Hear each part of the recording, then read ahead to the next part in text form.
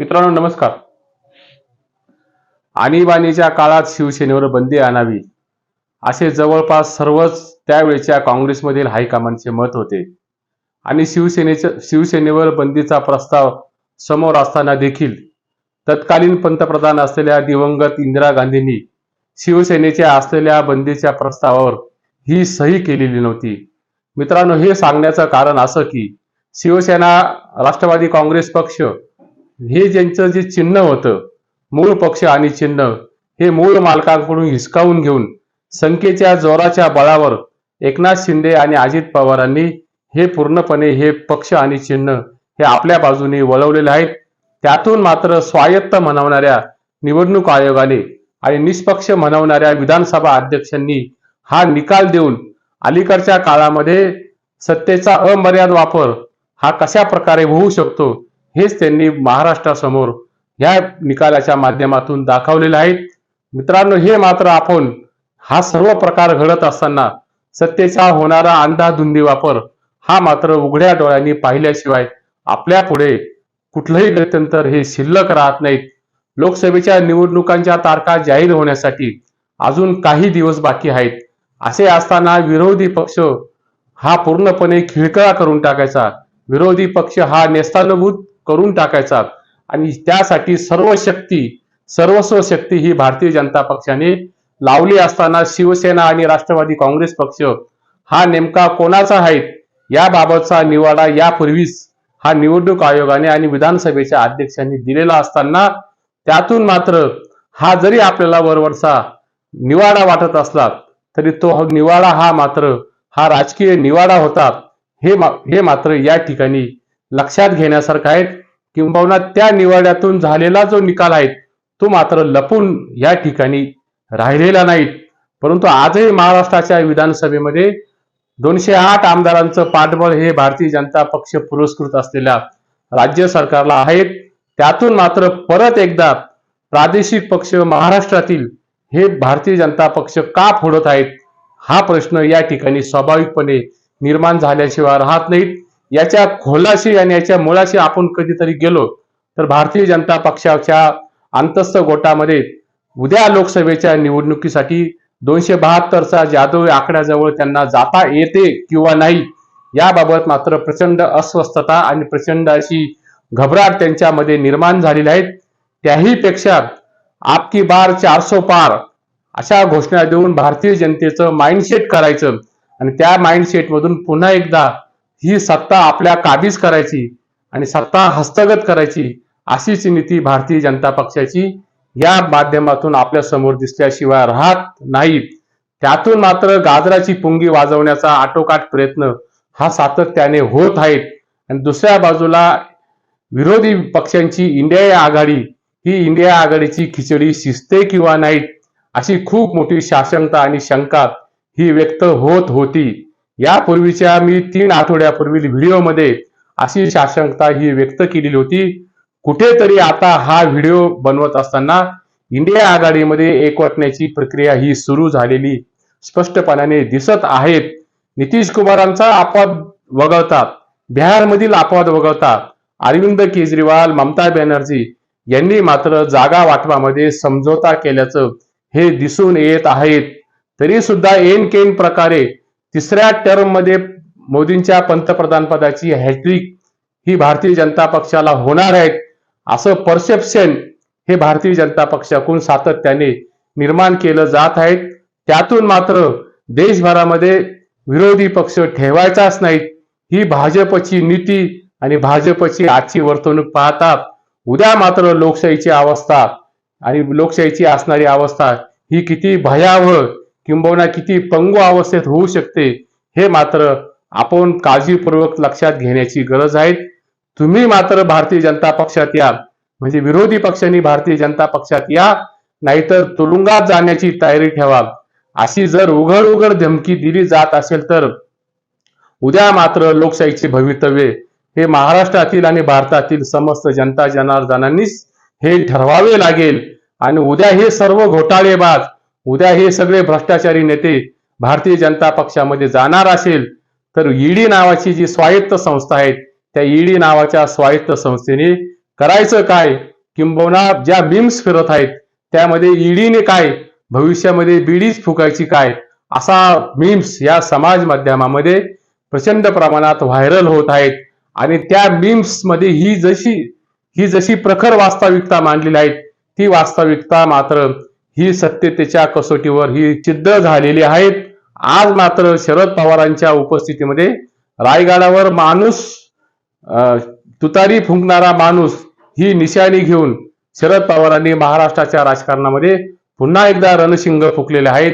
हे रणशिंग फुकले जात असताना आजची लढाई ही 84 वर्षाचा योद्धा विरुद्ध भारतीय जनता पक्ष, 84 वर्षाचा योद्धा विरुद्ध इन्कम टॅक्स, सीबीआय आणि निवडणूक आयोग आणि सर्व असलेल्या तत्सम दमनकारी तपास यंत्रणा, अशी लढत ही शरद पवारांना पुढच्या काळामध्ये महाराष्ट्रामध्ये आणि देशभरामध्ये ही उभी करावी लागणार आहेत.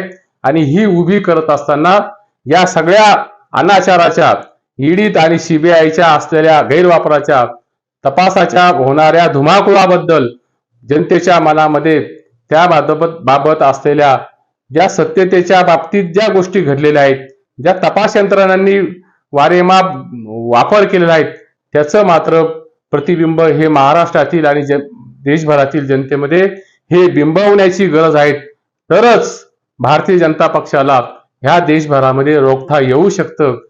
आणि त्यातून मात्र भारतीय जनता पक्षाला रोखत असताना इंडिया आघाडीने मात्र आपलं परसेप्शन हे मजबूतीने उभे करण्याची गरज आहे. हे परसेप्शन उभं करत असताना, म्हणजे हा समज उभा करत असताना, ईडी नावाच्या पिसाळलेल्या यंत्रणेने भारतीय जनता पक्षाच्या विरोधात ज्या ज्या लोकांनी आवाज उठवलेला आहे, त्या आवाज उठवलेल्या लोकांवरच का कारवाई होत आहेत, एकाही भारतीय जनता पक्षाच्या नेत्यांवर ही कारवाई झालेली नाही. हे परसेप्शन भारतीय जनतेच्या मनावर रुजवण्याची खूप मोठी आवश्यकता आहे. देशभरामध्ये शेतकरी आंदोलन आणि शेतकरी आंदोलनासाठी, शेतीमालाच्या भावासाठी जे आंदोलन झालेले आहेत, ते आंदोलन हे भारतीय जनता पक्षाच्या केंद्र सरकारने दडपलेले आहेत. किंबहुना मराठा आरक्षणाचा प्रश्न देखील हा दडपला जात असताना ट्विटरवर देखील केंद्रातील सत्ताधारी पक्षाच्या विरोधात भूमिका मांडणाऱ्या लोकांचे किंवा त्या अकाउंट हे जाणीवपूर्वक सील केले जात आहेत, ते अकाउंट मात्र ब्लॉक केले जात आहेत. काँग्रेस पक्षाची बँक खाती देखील ही ब्लॉक केली जात आहेत. अशा अनेक दडपशाहीच्या विरोधात आणि फसवाफसवीच्या अनियंत्रित मनमानी सत्तेच्या विरोधात इंडिया आघाडीला ही सत्तेची मगरुरी जनतेमध्ये न्यावीच लागेल.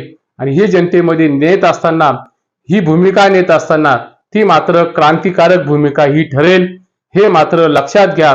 राजीव गांधींकडे देखील 403 एवढ्या खासदारांचं बहुमत होतं, पण त्यांनी कधीही संघमुक्त भारत किंवा कधीही भाजप मुक्त भारत असा अहंकार आणि असा अहंगंड हा दाखवलेला नाही. आडवाणी वाजपेयी देखील केंद्रामध्ये सत्तेवर होते, पण त्यांनी कधीही सत्तेसाठी कायद्याची मोडतोड किंबहुना कायद्याची नीतिमूल्य ही पायदळी तुडवलेली नाहीत. व विरोधी पक्षांना देखील कधीही राजकीय आक्षापोटी हे छळलेले नाहीत. हा मागचा राजकीय इतिहास आहे. ज्या चंदीगड महापालिकेची एक निवडणूक भारतीय जनता पक्षाला लोकशाहीच्या पद्धतीने घेता आलेली नाही, किंबहुना चंदीगडच्या निवडणुकीच्या निमित्ताने देशभरामध्ये भारतीय जनता पक्षाची वाभाडे निघालेली आहेत. ही जर पार्श्वभूमी आपण लक्षात घेतली तर उद्या मात्र 543 जागांची लोकसभेची निवडणूक ही संसदीय लोकशाहीला श्रद्धांजली वाहून किंवा त्या लोकशाहीचे 13वे घालून ह्या निवडणुका होणार नाहीत. हे कशावरून असा प्रश्नचिन्ह निर्माण झाल्याशिवाय राहत नाहीत. इंग्रजांनी भारतावर राज्य करताना डिव्हाइड अँड रूल ही नीती वापरून राज्य केलेले आहेत. डिव्हाइड अँड रूल म्हणजे राजकारणामध्ये आणि समाजामध्ये फूट पाडून राज्य करा, विजय मिळवा आणि ती सत्ता टिकवा. अगदी तीच नीती केंद्रातील सत्ताधारी पक्ष हा आज वापरत आहेत. त्यातून प्रादेशिक पक्षांना हे संपवण्याचं आणि चिरडण्याची भूमिका ही त्यांनी घेतलेली आहे.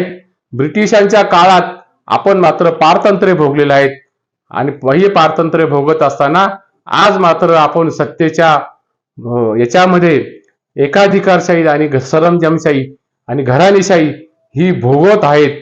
पूर्वी मात्र चोर तुमचं पैशाचं पाकिट गळ्यातील सोन्याची चैन आणि पैसे चोरत असायचे, बरोबर घड्याळ देखील चोरायचे. आता मात्र राजकीय सत्तेतील पांढऱ्या शुभ्र कपड्यातील बुलडोझर संस्कृतीने राजकीय चोरांनी मात्र सामान्य लोकांचे भविष्य, सामान्य लोकांचं शिक्षण, आरोग्य व्यवस्था व रोजगार हे चोरलेले आहेत. हे ध्यानात घ्या. महाराष्ट्रातील लोकसभा व विधानसभा निवडणुकीतील भारतीय जनता पक्षाचा रथ अडवण्याची क्षमता ही फक्त शरद पवार या माणसामध्ये आहे. कारण शरद पवारांना मास लीडर का म्हणतात याचे मूर्तिमंत उदाहरण हे जुन्नरच्या सभेत दिसून आलेले आहेत. कारण फक्त आवाजाच्या जोरावर माणसाची नाव ओळखण्याची किमया ही फक्त शरद पवारच करू शकतात. आणि शरद पवार ही व्यक्ती नसून एक इकोसिस्टीम आहेत, हे मात्र अजिबात विसरता येणार नाहीत. काल राष्ट्रवादी काँग्रेस पक्ष, शिवसेनेत आणि काँग्रेसमध्ये असलेले अनेक नेते हे भारतीय जनता पक्षाला घोटाळेबाज व महाराष्ट्र द्रोही वाटायचे. त्यांना मात्र भारतीय जनता पक्षामध्ये प्रवेश देऊन त्यांना मात्र आज विकास पुरुष असल्याचा बहाणा हा भारतीय जनता पक्ष या ठिकाणी जाणीवपूर्वक करत आहेत.